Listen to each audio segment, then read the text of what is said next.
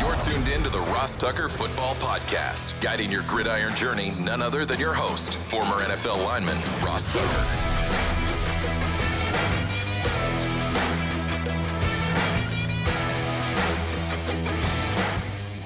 Oh, yeah, it is. But it's not just any Ross Tucker Football Podcast. It is a Wisdom Wednesday, presented, of course, by DraftKings. Onnie Bose, Vice President of Broadcasting for the NFL, in the house. It is flex season, and I know a lot of people have flex questions. Heck, I have flex questions. And if I have flex questions, then you guys probably have some flex questions. I like to know the rules of engagement. I also like giving away winners. We're only 2 days away from a new Spread the Word winner via social media, a new sponsor confirmation email winner, which we absolutely love, and a new YouTube shout out, youtube.com/Ross Tucker NFL. Speaking of shout outs, Alec Armijo is our latest patron of the day. Remember, just go to patreon.com/RTmedia, become a member of the private Tuckhead Slack channel. I know most of you, you're just going over there because you want the even money bets spreadsheet in black and white. I get that. That's fine. But check out some of the other threads on the other shows or beer or food or tuck spreads. I think you'll enjoy the other Tuckheads. They are absolutely awesome. Almost as awesome as Onnie Bose. Big Show time. The Big Show. So I've been looking forward to this interview for a bunch of different reasons for a long time, including because it's flex time now in the NFL, and I want to make sure we all know the rules, we all know the logic, we all know what's going on. So who better to bring on than Onnie Bose? He's the Vice President of Broadcasting for the NFL. Is it year 15 for you there now, Onnie? It's actually, I count with the Super Bowls. So I started at Super Bowl 41, and this is Super Bowl 58. So this is year 18 for me. Oh, wow. That's amazing. You know what's funny? I Googled you, and it says 15th year, but that's probably from 3 years ago. You know what I mean? Exactly.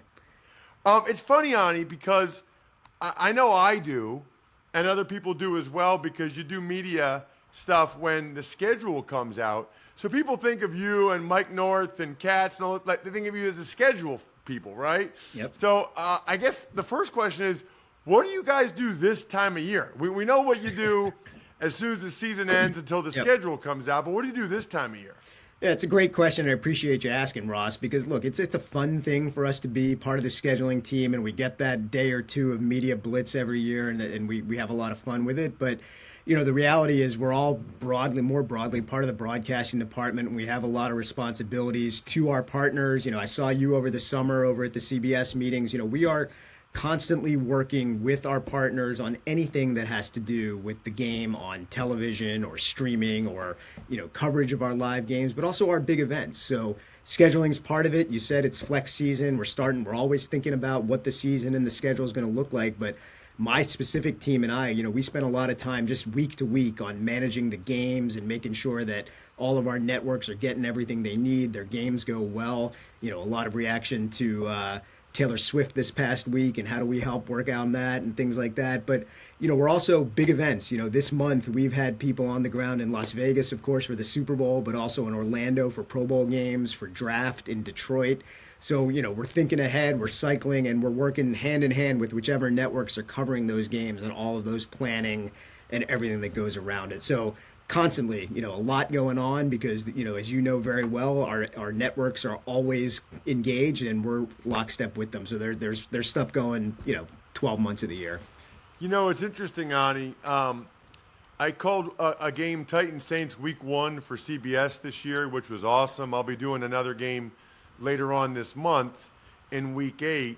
And this is no knock on college because I love doing college games. I love the passion, the atmosphere. You know, I adore college football.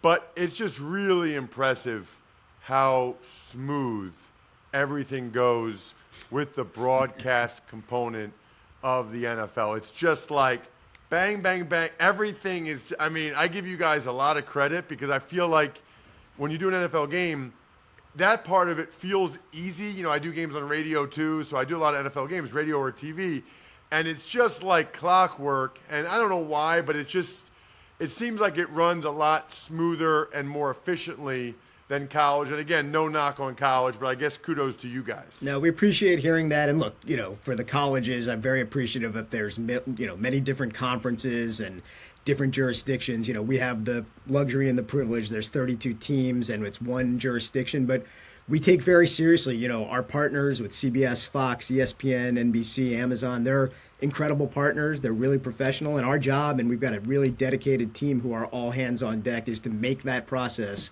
as smooth as possible for you guys, whether that's going to practice and talking to the quarterback and the coach, or getting the commercial breaks in, and we're fully engaged, and we appreciate that partnership. So to hear that from you is pretty gratifying, because you've got a perspective that a lot of people don't have.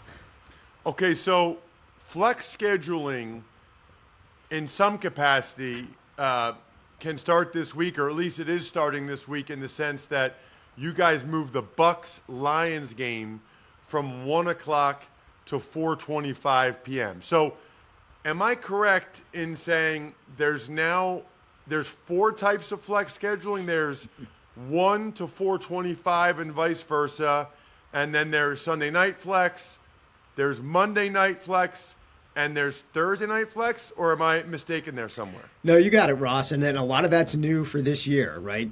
Flex scheduling, as we've known it for it started when I started, so 17 seasons, has really been that ability to flex that Sunday night game, take a game that may have fallen apart for whatever reason. I do want to make the point, right? Flex is not about getting the best game onto Sunday Night Football or these other windows. It's making sure that the games that are going to our biggest audiences haven't fallen apart. And it gives us that ability to do that. CBS and Fox are able to protect games so that we're not taking their best game off a Sunday afternoon.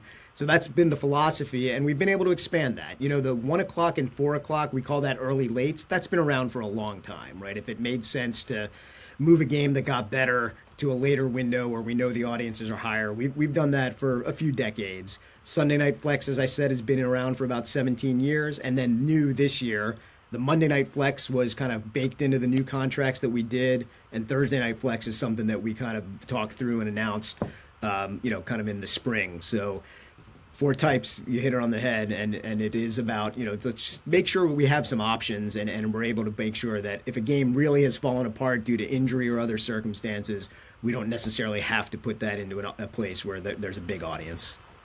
A couple thoughts. Number one, so I don't know if it's this week, week 6, or last week, week 5. That's the first week you can flex the early late and Sunday Night Football. So which week is the first week you guys can do that? Yeah, so probably Sunday Night Football week 5 is the first week we can do that, and just to hit it quickly, right? Weeks 5 through 14 on Sunday nights, we can do that on 2 weeks' notice. Late in the season, when we're trying to get the most high stakes game in, we can do that on 1 week notice. The early late, that move of that Detroit-Tampa game, typically we do that later in the season. But when there's an opportunity like that, the Lions and the Buccaneers are 2 really positive stories. It's an interesting matchup. It gives us the ability to move it late and get a little more exposure for that game. I think we felt good about that decision. It's not something that we often do early as week 6, but it's certainly something we're able to do. So I guess, there were some weeks 1 through 4, maybe some late games that ended up not being as appealing for whatever reason, Onnie, and even some prime time. Although, heck, week 4, I think a lot of people were concerned about the Jets, and Zach Wilson came out and played well, and ended up being a very competitive game. Has there ever been given any thought to, if there's a big injury like Rodgers or whatever, being able to flex some of those first 4-week games? Look, there's always thought about it, right? And if you ask the scheduling team, we'd love to have it all flex, right? We'll announce 2 weeks at a time, and we can script it as all that. But as you got to book crews and schedule games and everything like that. So we're not going to get to that anytime soon. But look, the week 5 for Sunday night is not a relatively new phenomenon, but years ago when Peyton Manning was hurt, and very famously on Sunday Night Football, I think the Saints beat them something like 62-7. We instituted what we called earlier season flex, and that's why we can flex as early as week 5 now on Sunday night. would we ever get there? I don't rule anything out, but we also, like you said, right? You might have written the Jets off in week 4 and they came out and played a really strong game and, potentially, we're in a position to win that game. So we don't want to overreact also, right? We want to let things play out. We made decisions back in the spring. We want to believe in teams. And, just because you got off to a tough start doesn't mean things are necessarily going to fall apart. I think as we get later into the season and playoff implications and everything else, the stakes are higher and we make a different decision point. Onnie, I understand some of the pushback from season ticket holders or even people that just go to one game and theoretically that one game could be moved from Sunday to Thursday night or Monday night. I totally get their concerns, but, we're talking about a handful of people, maybe hundreds, maybe thousands being inconvenienced versus millions of people, right? And, selfishly, I have to watch every standalone game because the next day I talk about it on the Ross Tucker podcast, and I want it to be a good game. So while I understand the concern of those people, it really is a bummer when there's a primetime standalone game that, as you've described it, has fallen apart for whatever reason with injuries or whatever, and nobody's excited about it. It shouldn't feel like work to watch a primetime game. Look, I think that's a very fair and important observation, and we want to be respectful of everything. And when Sunday Night Flex came out in 2006, it was met with, that's really disruptive and everything else. And just, as stat for you, we're pretty conservative. Over 17 years, we probably have flexed 1.5 to 2 games on Sunday nights. Some years you have some exceptions, and I think last year we might have done 3 or 4, and there's other years where you have 1 or 0. And we're going to be incredibly thoughtful about flexing to a Monday night or a Thursday night, right? This is the first year we've had them in play. We have to, really be thoughtful about what's going on there. And that standard, like you said, you've got to watch them all. I watch them all. A lot of us watch them all. You don't want to be bummed out about watching the game, but you don't want to just pull a game off and flex it because, it's not quite as good as you hoped it would be. One of the things that I'm sure you hear about a lot, and I see it on social media, and I think a big reason for it is the popularity of the Red Zone channel and people having, I guess now it's YouTube and all that stuff. But can you explain I think like week 4, you might have had 9 early 1 o'clock games, including, Dolphins, Bills, and Browns, Ravens, and then only 3 late afternoon games. Because I think in the red zone world we live in, a lot of people want it to be like 7 and 4, 7 and 5, so that each window always has compelling games, and Scott Hansen always has a red zone to go to. You know what I mean? It's a great question. It's one that we get a lot of questions about. Just to share with you kind of philosophically, right? The core, most of your team's home, if you're rooting for the home team, they're going to play most of their games Sunday at 1 o'clock in your local time zone, right? So most of our teams fall in the Eastern and Central time zone. So, the bulk of our games are going to fall at 1 o'clock. Obviously, we have a lot more prime time and specialized windows. We've got the 9:30 London games last week and the next couple of weeks. So that changes the dynamic. That's certainly probably, the fact that the Falcons and the Jaguars played at 9:30 took one game out of the mix for Sunday afternoon. But we're always going to focus on, let's have a great 4:25 national doubleheader game. And then, there's going to naturally fall in. There's going to be games that are naturally West Coast games that fall into that 4:05 or 4:25 window. And some weeks the computer spits it out and there's 4 games, sometimes even 5 games. But sometimes, like this past week, there's only 3 games. We really want to avoid only 2 games. That's not good for anybody for a lot of reasons. But there's the dynamics of spreading 272 games out over 18 weeks. Some weeks are just going to be naturally more densely. We're going to get into buys now. The density of the games really determines a lot of that. We do, manipulate the chessboard where we can, but some of that is, I don't want to say out of our control, but there's only so many games to go around that naturally fall late versus this is, we're going to schedule, this big doubleheader game there. Well, no matter what, Onnie, when I'm watching Sundays, I'm drinking Labatt Blue Lights, usually with my daughters, they're not drinking Labatt Blue Light. They're just with me watching TV while I'm having Labatt Blue Light, just for clarity's sake. Always enjoy responsibly. Beer, Labatt USA, Buffalo, New York. Curious, a couple weeks ago, you guys did the Toy Story broadcast. I was just curious what the reaction to that was, and what else could potentially be in the works at some point. All right, not to turn the tables on you, but my daughters watch football with me too. They're a little older than yours, I know. But what was the reaction in your house to that? You know what? They were not here, so I did not get a chance to watch that with them, and I was doing Eagles pregame on the radio, so I didn't get a chance to eat either. I really just saw clips of it, but it seemed pretty cool. Yeah, look, I think the reaction was exactly that. You know, in the social media universe and in the real-time universe, it was really positive, right? I think, you know, very famously, we've done the Nickelodeon broadcast for 3 or 4 years now, and wild card games and Christmas, and CBS announced that they're doing a Nickelodeon broadcast for the Super Bowl. And that's always about tapping into different audiences, getting people, you know, whether it's your kids or nostalgia, and give you something else to watch. It's not that much different than Peyton and Eli on Monday nights. If you're not necessarily engaged and want to listen to Joe and Troy, here's an alternative for you. And so that's the way we looked at it. It was an opportunity, a 9:30 in the morning game. ESPN doesn't get a ton of those. And obviously with the Disney, you know, intellectual property and the characters they have, they came to us and made this proposal, and we're like, this is great.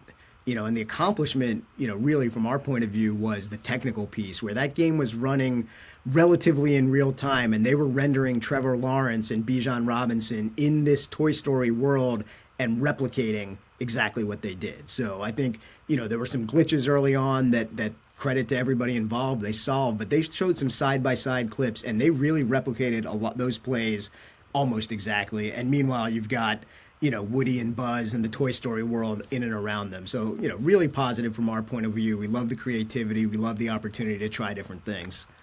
Speaking of trying different things, Onnie, just curious with the expansion of legalized sports betting, what if anything is next or going to be on the horizon there over the next 5, 10, 15 years? Look, you know, 5, 10, 15 years ago, I would have said we're never having a Super Bowl in Las Vegas. So the world changes very quickly. You know, where we are right now, you know, you see it in the pregame shows and you know, kind of letting, you know, getting to the point where, you know, things that are pretty common vernacular, you know, the point spread, over, under, things like that, letting that be in the shoulder programming. You know, are we ever going to get to a day where we're talking about it in the main broadcast? I don't know the answer to that. You know, I think we're always going to be conservative. We're always going to kind of watch and see how our fans react. But on the margins of it, you know, if those of you who watch Amazon Prime Vision, you know, there's an alternate feed there where there is some amount of content, you know, in the L bar and things like that. You know, we've done a couple of what we call between the lines that were really data-driven analytics and some amount of betting content on ESPN Plus. So where are we going to evolve? You know, I think we're open-minded. We want to see where we go, but we don't also want to, you know, really put something out there super aggressively. You know, we're always going to be conservative around that. Is that sort of the value of ESPN Plus and Prime Video and NFL Plus and the streaming service, is that it just seems like it's pretty easy with them to have alternate feeds for the games that they have the rights to, and maybe someday, and forget the gambling part, but you know, if they can have a Toy Story feed, if they can have a this feed, sure, you know, who knows, that maybe there's one someday where it's just fantasy football they're talking, or just betting they're talking, whatever. Yeah, look, there's no doubt, right? That barrier of distribution, you don't have to have a channel on the cable system. You know, you're going to put Peyton and Eli on ESPN2, but the ability to put on ESPN Plus, if you went there this weekend, there was click here to watch the traditional broadcast and click here to watch the Toy Story broadcast.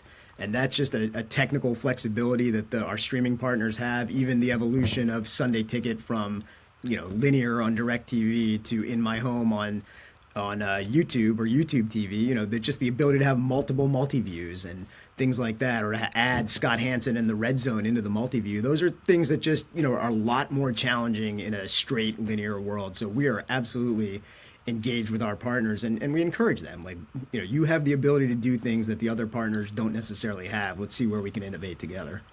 Onnie, really appreciate the time. Always good to see you. Always good to talk with you. Thank you so much for coming on the show. Thanks, Ross. Love being here. Good stuff there with Onnie.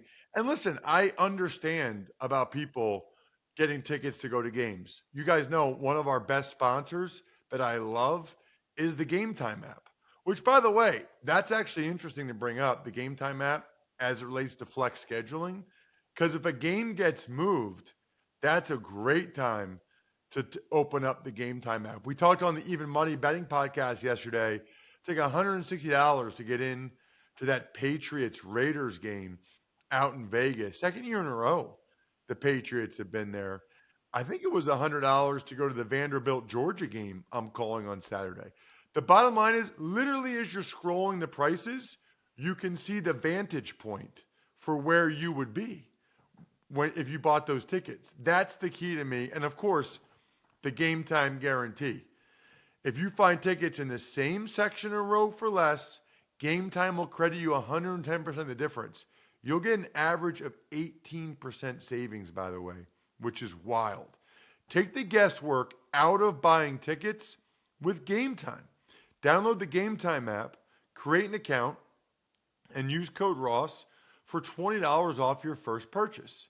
Terms apply. So again, create an account and redeem code ROSS for $20 off. Download Game Time today.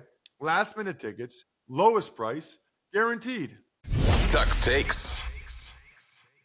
All right, Ross, a lot of news to get to today. We'll start with the Rams. They trade wide receiver Van Jefferson to the Falcons in another 2025 pick swap. There is a template now, man. And this is what everybody's been traded for. Claypool and Randy Gregory and all the J.C. Jackson.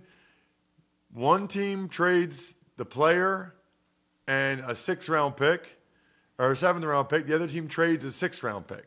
So you get the new player, and you just go down a round in the draft. And these other teams, they get rid of the player they're ready to get rid of, and they move up a round in the 2025 draft, which is a while away. Van Jefferson wasn't getting any burn in L.A. Puka Nacua had passed him up, and the Falcons, look, Olamide Zaccheaus was like the number 2 receiver last year for the Falcons. He's number 4 for the Eagles. So Van Jefferson probably can be one of the top 3 guys for the Falcons, and so that's why they bring him in. That makes sense to me. We got a lot of injury news, unfortunately. We'll start with Lions cornerback Emmanuel Moseley has suffered a torn ACL in his first game back. Just unbelievable. I feel so sorry for him. It is really mentally devastating when you suffer a season-ending injury like that and have to have a major surgery. I can't remember which is which, but he tore his right ACL last year, and then first game back, tears his left ACL. I mean, you don't get to the NFL without being mentally tough, but geez, they're really testing Emmanuel Moseley. Cowboys linebacker Leighton Vander Esch is headed to the IR with a neck injury. Keep an eye on that one, Jack. He's got a long history of neck injuries and just makes me wonder, it always feels like he's a neck injury away from just calling it quits. I'm not saying he's going to, but that's got to be a consideration at some point. The Vikings, they have put wide receiver Justin Jefferson on the IR with a hamstring injury. Well, that's the biggest one, right? Is the Jefferson injury, and the interesting thing there is they're already putting it out there. Might be more than 4 weeks. He's not going to rush back. Didn't get the contract he wanted. All that stuff is already out there. So that tells you, unless the Vikings pay up, he might sit for a long time, which is the danger if you don't get a deal done with someone. By the way, in football, the fourth quarter is where the magic happens. It's where games are won, where champions are made. In business, it's where sales teams become legends. That's why HubSpot built Sales Hub, to give sales reps the deal-making tools they need to win their Q4. Sales Hub's prospecting workspace organizes your schedule, goals, and to-do list in one place to save your team precious fourth quarter time, and Smart Sequences help sales reps close deals faster than ever. So get ready to dominate Q4 with Sales Hub. Learn more at HubSpot.com/sales. Dolphins running back Devon Achane is out multiple weeks with a knee injury. Well, there was a couple of running back knee injuries. Achane, that's not good. He's averaging Jack, like over 11 yards a carry or something. So that is a major bummer for the Dolphins. And then James Conner for the Cardinals, too, I saw. They just put him on IR. He had been like a foundational piece for what they had been doing running the ball for Arizona. That's why they got Tony Jones yesterday. That's not good. And Commanders All-Pro special teamer Jeremy Reeves has a partially torn ACL. Rough Tuesday in the NFL. I think we're done here.